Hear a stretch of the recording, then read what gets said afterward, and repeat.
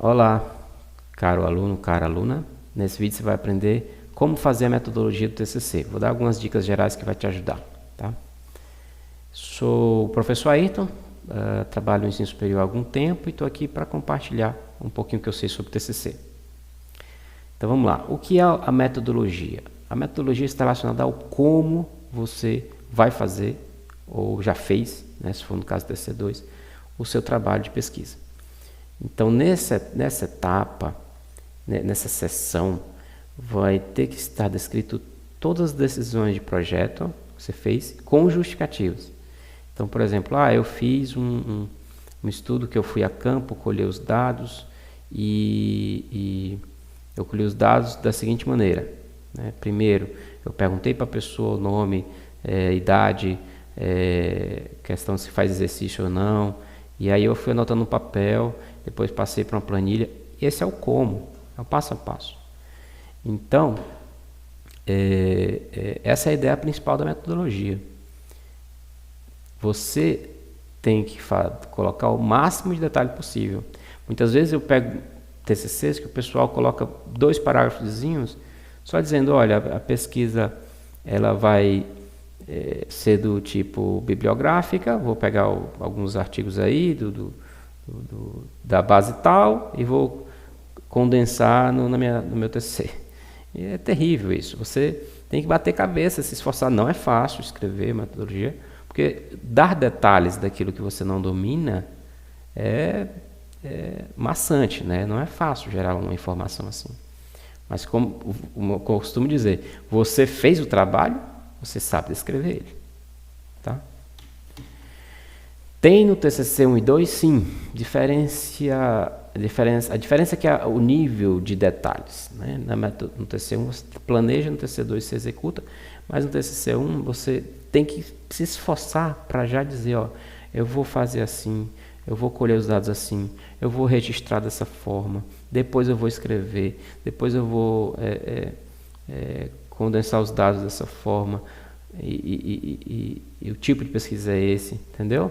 E no TCC2 você vai voltar porque você tinha escrito, porque você vai levar essa sessão para o TCC2. Não faça o TCC1 de qualquer jeito não, porque 90% do conteúdo você leva para o TCC2. Isso é um desperdício. Principalmente quando o aluno chega para mim, professor, eu acho que do TCC1 para o 2 eu vou mudar. Eu disse, rapaz, faça isso não. Porque você vai perder conteúdo, você vai perder todo um estudo que você já fez. Mas quer mudar, muda, mas não recomendo. Enfim.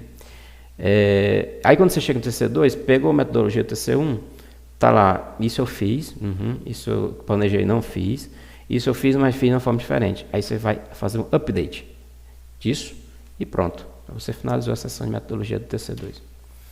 O que colocar de modo geral? 3 coisas. O passo a passo do que você fez, descrevendo bem direitinho, né? 2, um desenho de um fluxograma. Assim, o 1 é com essas justificativas das decisões, não se esqueça disso. 2, o fluxograma. Para mim, toda metodologia tem que ter um desenho dos passo a passo, cheio de quadradinho, com setinhas até o final. Começou aqui, terminou aqui. E aí não é só 3 quadradinhos dizendo levantamento da bibliografia, aqui eu colhi os dados, aqui eu escrevi a monografia. Não, faça isso não. Bote muitas caixinhas aí que tenham sentido completo e coerente. E você diz, olha, divide em blocos. O grande bloco 1, estágios iniciais da pesquisa. Aí você bota um monte de caixinha lá dentro. Eu fiz isso, depois fiz isso, fiz aquilo, fiz aquilo, fiz aquilo. Aí no texto você referencia essas caixinhas. Se possível, até colocando os números em 1, 2, 3, 4. Aí no texto você vai falando sobre ela. Eu fiz assim, assim, assado, e por aí vai. E terceiro ponto, que colocar de modo geral, é o tipo de pesquisa. Que é um pouquinho mais crítico, porque as bancas costumam bater muito. Você usou esse tipo de pesquisa porque esse aqui era melhor, aquele era melhor. Nesse ponto é muito importante você não ficar só numa classificação básica que o pessoal ensina por aí, pesquisa qualitativa ou quantitativa, experimental ou documental. E o pessoal faz uma bagunça grande com essa classificação. Por isso que eu não vou adentrar nessa classificação nesse vídeo para não alongar muito.